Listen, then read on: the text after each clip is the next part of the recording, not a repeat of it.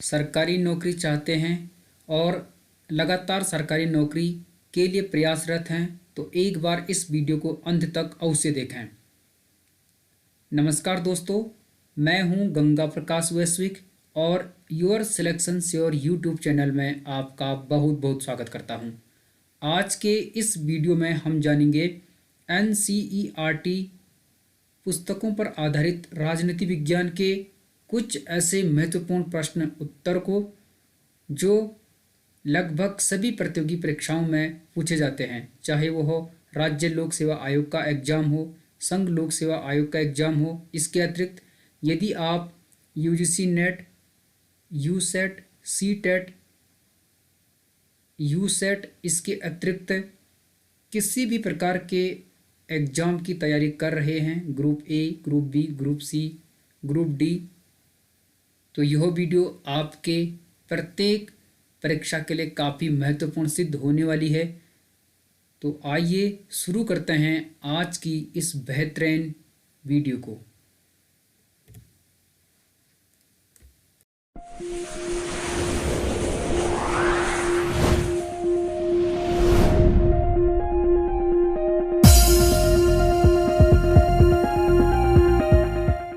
जानते हैं पहला प्रश्न, शीतयुद्ध शब्द सर्वप्रथम किसने प्रयोग किया था? इस प्रश्न का सही जवाब होगा बर्नार्ड बारूच। आप जानते हैं द्वितीय विश्व युद्ध सन 1939 से 1945 के मध्य मित्र राष्ट्रों और ध्रुवीय राष्ट्रों के मध्य लड़ा गया। जब द्वितीय विश्व युद्ध समाप्त हुआ 1945 में, उसके तुरंत बाद विश्व दो गुटों में बंट गया। साम्यवादी गुट जिसका नेतृत्व रूस कर रहा था और पूंजीवादी गुट जिसका नेतृत्व संयुक्त राज्य अमेरिका कर रहा था। तो साम्यवाद बनाम पूंजीवाद के मध्य जो वैचारिक मतभेद हुआ उसी को शीत युद्ध के नाम से जाना जाता है। शीत युद्ध सन 1945 से 1990 तक चला, लगभग 45 वर्षों तक यह युद्ध चला और इस वैचारिक युद्ध को सर्वप्रथम बर्नार्ड बारूच ने शीत युद्ध की संज्ञा दी थी। यह प्रश्न कई बार पूछा गया है। दूसरा प्रश्न है, क्यूबा मिसाइल संकट कब हुआ था? इस प्रश्न का उत्तर होगा सन 1962 में। क्यूबा अमेरिका के तट से लगा हुआ एक छोटा सा द्वीपीय देश है और यहाँ पर साम्यवादी शासन व्यवस्था है। दूसरी तरफ रूस में भी साम्यवादी शासन व्यवस्था है। तो शीत युद्ध के दौरान 1962 में रूस ने क्यूबा के साथ अपने संबंध अच्छे बनाए और वहाँ पर से अमेरिका पर अपनी पहुंच बनाने के उद्देश्य से क्यूबा में अपनी मिसाइलें तैनात कर दी अमेरिका के लिए। जब रूस ने क्यूबा से अमेरिका के लिए मिसाइलें तैनात की तो कुछ ही दिनों के बाद अमेरिका ने भी वहां से क्यूबा की तरफ मिसाइलें तैनात कर दी। तो मिसाइलों की जो यह होड़ थी उससे ऐसा लग रहा था कि तीसरा विश्व युद्ध होकर रहेगा। इसी संकट की घड़ी को क्यूबा का मिसाइल संकट के नाम से जाना जाता है। अंततः बशर्ते तीसरा विश्व युद्ध नहीं हुआ, दोनों देशों के नेताओं ने आपसी मेल मिलाप के द्वारा तीसरे विश्व युद्ध के खतरे को टाल दिया। अब जानते हैं तीसरा प्रश्न। यहाँ पर जैसे कि आपको स्क्रीन पर दिखाई दे रहा है, क्यूबा मिसाइल संकट के समय सोवियत संघ एवं अमेरिका के नेता कौन थे? सोवियत संघ यानी साम्यवादी गुट, अमेरिका यानी पूंजीवादी गुट। सोवियत संघ के नेता थे निकिता क्रूश्चेव और अमेरिका के नेता थे जॉन एफ कैनेडी। तो जॉन एफ कैनेडी अमेरिकी राष्ट्रपति थे और निकिता क्रूश्चेव सोवियत संघ के राष्ट्रपति थे जब 1962 में क्यूबा का मिसाइल संकट हुआ। यह प्रश्न कई बार पूछा जाता है। चौथा प्रश्न है, दूसरे विश्व युद्ध में मित्र राष्ट्र की अगुवाई कौन से देश कर रहे थे? जैसे कि अभी मैंने बताया, जब दूसरा विश्व युद्ध हुआ 1945 से 1939 से 1945 के मध्य द्वितीय विश्व युद्ध जब लड़ा गया तो उस समय पूरी दुनिया दो भागों में बटी थी, मित्र राष्ट्र और ध्रुवीय राष्ट्र। मित्र राष्ट्रों की अगुवाई कर रहे थे अमेरिका, रूस, फ्रांस, ब्रिटेन और चीन। यही 5 देश आज UNO यानी यूनाइटेड नेशन ऑर्गेनाइजेशन के स्थायी सदस्य हैं, सुरक्षा परिषद के।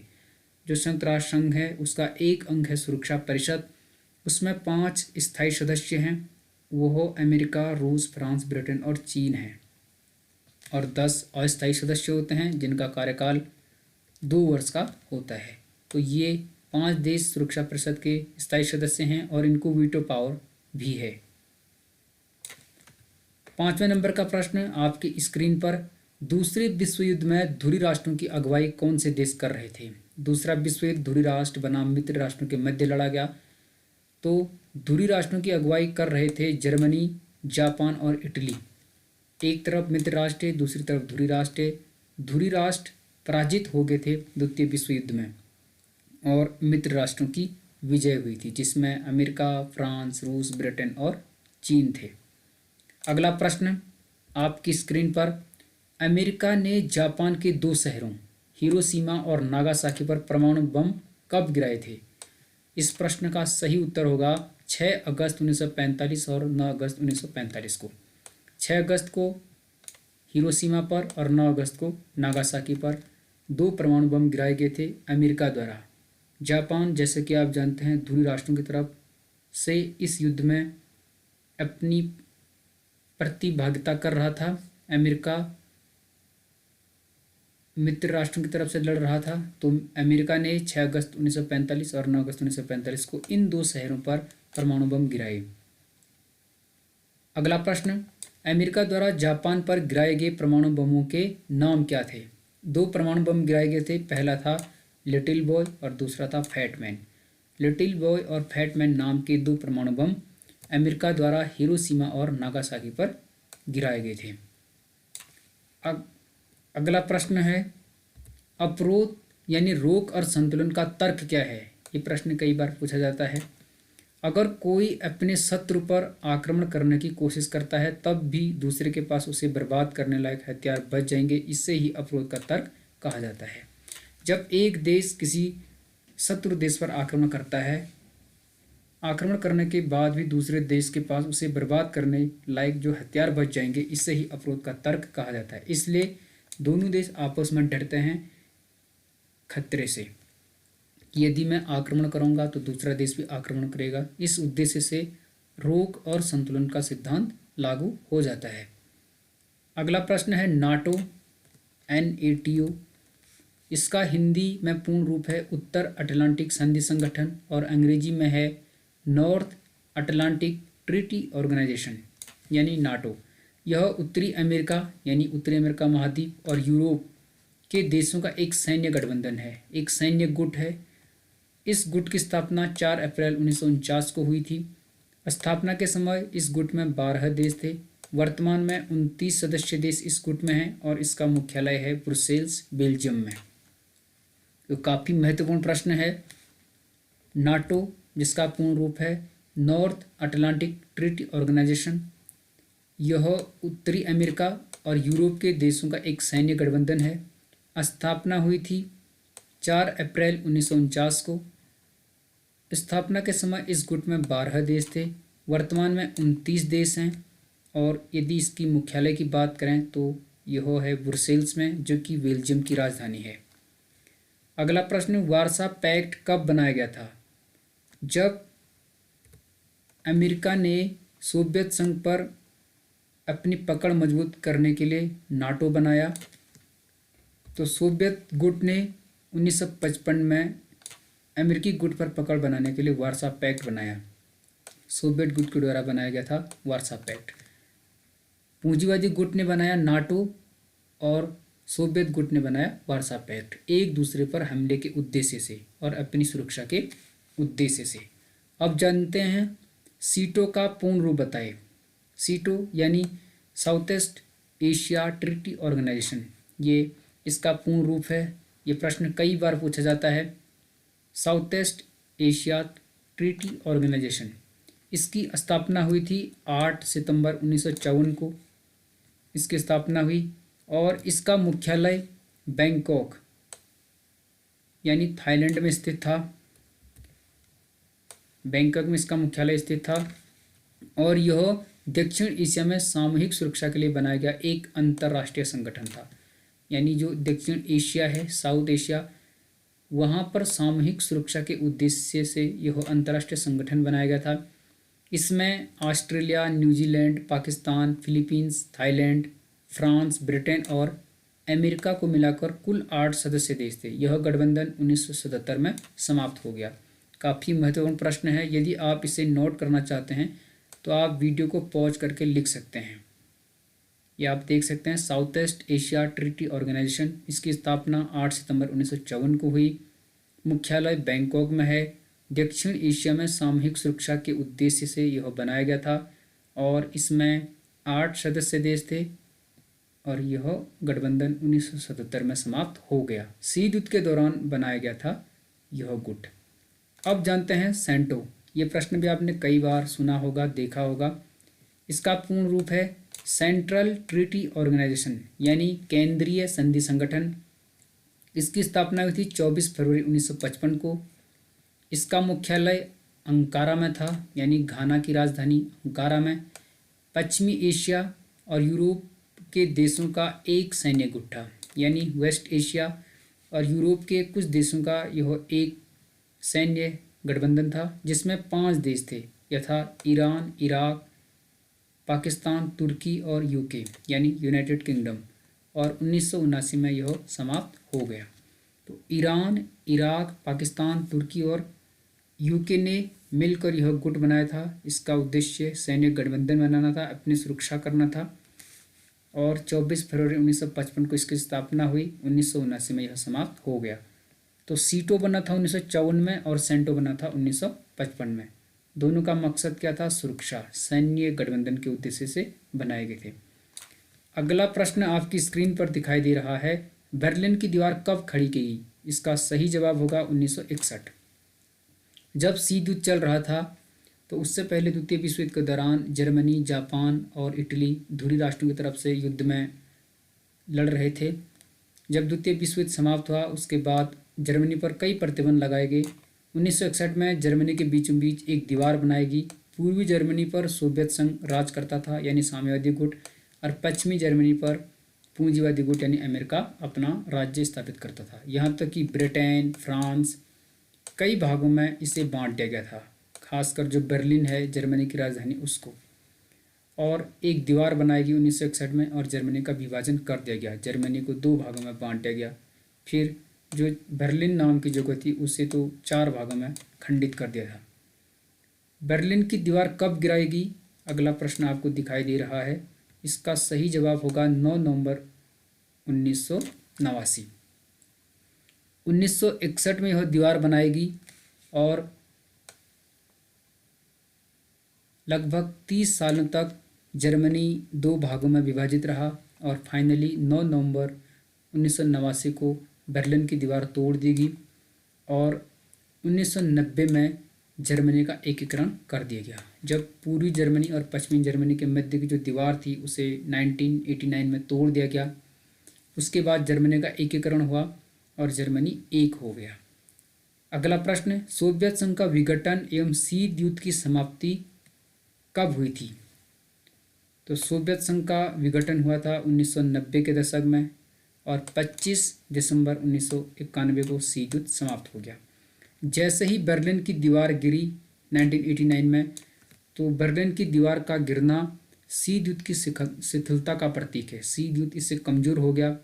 मिखाइल गोर्बाचोव, इसके बाद जो रूस के राष्ट्रपति थे, सोवियत संघ के राष्ट्रपति थे, उन्होंने ग्लासनोस्ट और पेरेस्ट्रोइका नाम की नीतियां चलाई और फिर फाइनली सोवियत संघ की जो अर्थव्यवस्था थी वो भी लड़खड़ा गई थी और कई देश सोवियत गुट से अलग हो गए और अंततः 25 दिसंबर 1991 में शीत युद्ध समाप्त हो गया सोवियत संघ के विघटन के उपरांत। और अमेरिका पूरे विश्व में एक महाशक्ति, एक ध्रुव के रूप में उभर कर सामने आया।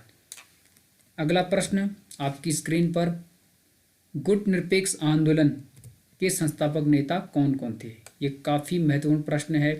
जब द्वितीय विश्व युद्ध समाप्त हुआ 1945 में, तो पूरी दुनिया 2 भागों में बंट गई। एक गुट था संयुक्त राज्य अमेरिका के नेतृत्व में पूंजीवादी गुट, दूसरा था रूस के नेतृत्व में सोवियत गुट, यानी सोवियत संघ और अमेरिकी गुट। साम्यवाद बनाम पूंजीवाद, ये 2 गुट बन गए।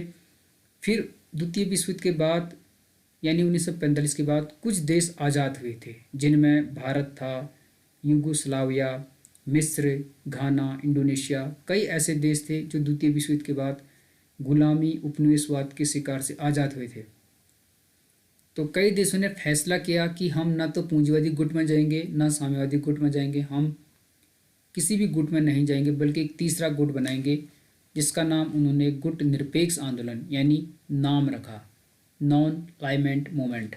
और इसमें मुख्य नेता थे पंडित जवाहरलाल नेहरू भारत के, जोसेफ ब्राज टीटो यूगोस्लाविया के, गमाल अब्दुल नासिर थे मिस्र के, सुकरानो थे इंडोनेशिया के और वामे एनक्रोमा थे घाना के। तो ये 5 महत्वपूर्ण नेता थे जिन्होंने गुट निरपेक्ष आंदोलन की नींव रखी और न तो साम्यवादी गुट में गए न पूंजीवादी गुट में गए। वर्तमान में यदि बात करें तो इसमें 120 सदस्य देश हैं, जो कि काफ़ी बड़ा एक गुट है और ये साम्यवाद और पूंजीवाद को सपोर्ट नहीं करता। गुट निरपेक्ष आंदोलन का पहला शिखर सम्मेलन कब और कहाँ हुआ था तथा इस सम्मेलन में कितने देशों ने भाग लिया? ये प्रश्न हजारों बार पूछा जा चुका है। तो गुट निरपेक्ष आंदोलन का पहला शिखर सम्मेलन हुआ था 1961 में बेलग्रेड में और इसमें 25 देशों ने प्रतिभाग किया था। काफ़ी महत्वपूर्ण है। 1961 में हुआ, बेलग्रेड में हुआ और 25 देशों ने इसमें प्रतिभाग किया। वर्तमान में इसमें 120 देश हैं, जैसे कि मैं बता चुका हूँ।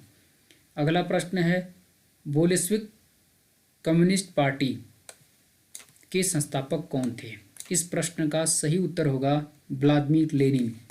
जैसे कि आप जानते हैं 1917 में रूस की क्रांति हुई थी और वहाँ पर व्लादिमीर लेनिन ने एक पार्टी बनाई थी, एक दल बनाया था बोल्शेविक कम्युनिस्ट पार्टी।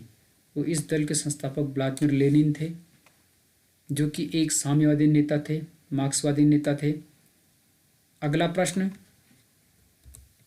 1917 की रूसी क्रांति के नायक और पूरी दुनिया में साम्यवाद के प्रेरणा स्रोत के रूप में किसे जाना जाता है? जो 1917 की रूस की क्रांति हुई, जिसे बोल्शेविक क्रांति भी कहते हैं, अगस्त क्रांति भी कहते हैं, रूस की क्रांति भी कहते हैं, तो इस क्रांति के नायक व्लादिमीर लेनिन थे और पूरी दुनिया में साम्यवाद के प्रेरणा स्रोत के रूप में भी इन्हें जाना जाता है। आपने कार्ल मार्क्स का नाम सुना होगा। कार्ल मार्क्स ने दास कैपिटल नाम की पुस्तक लिखी है। कार्ल मार्क्स ने पूरी दुनिया में मार्क्सवाद उनके द्वारा लाया गया। कार्ल मार्क्स के बाद व्लादिमीर लेनिन, जो कि रूस के नेता थे, इन्होंने साम्यवाद को आगे बढ़ाने में अपना पूर्ण योगदान दिया। और लेनिन के बाद जोसेफ स्टालिन ने पूरी दुनिया में साम्यवाद को पनपाने में अपना जीवन खपाया। और यदि चाइना की बात करें तो चीन में माओ जेडोंग, जो कि एक साम्यवादी नेता थे, एक कम्युनिस्ट नेता थे, उन्होंने किसानों को एकजुट करके वहाँ पे 1949 में क्रांति की, जिसे चीन की क्रांति के नाम से जाना जाता है। और फाइनली चीन एक गणराज्य बना और चीनी जो जनसंघ है, उसके बाद आज आप देख सकते हैं कि चीन ने कितनी अच्छी प्रगति की है। तो आज की वीडियो में हमने कुछ ऐसे महत्वपूर्ण प्रश्नों को जाना जो कई बार परीक्षा में पूछे जाते हैं। चाहे आप यूजीसी नेट की तैयारी कर रहे हैं, आप लेक्चरर, सहायक अध्यापक, अल्टी, यूटेट, सीटेट, स्लेट, पीसीएस, यहाँ तक कि संघ लोक सेवा आयोग और राज्य लोक सेवा आयोग, ग्रुप सी, किसी भी परीक्षा की तैयारी कर रहे हैं तो ये प्रश्न काफ़ी महत्वपूर्ण हैं और इन प्रश्नों का आप नोट भी कर सकते हैं, वीडियो को पॉज करके या वीडियो को डाउनलोड करके देख सकते हैं। यदि आपको ये वीडियो चाहिए होगी, इसकी पीडीएफ चाहिए होगी तो मैं डिस्क्रिप्शन में दे दूंगा, आप कमेंट बॉक्स में मुझे लिख सकते हैं। यदि आपको वीडियो पसंद आती है तो आप इस वीडियो को लाइक करें, सब्सक्राइब करें इस चैनल को और कमेंट करें यदि आपको कोई क्वेरी है या वीडियो आपको अच्छी लगी, और अधिक से अधिक लोगों को वीडियो शेयर करें ताकि इसका अन्य लोग भी फ़ायदा उठा सकें। तो मिलते हैं अगली वीडियो में, तब तक के लिए बने रहिए गंगा प्रकाश वैश्विक के साथ। आपका बहुत बहुत धन्यवाद। All the best, good luck.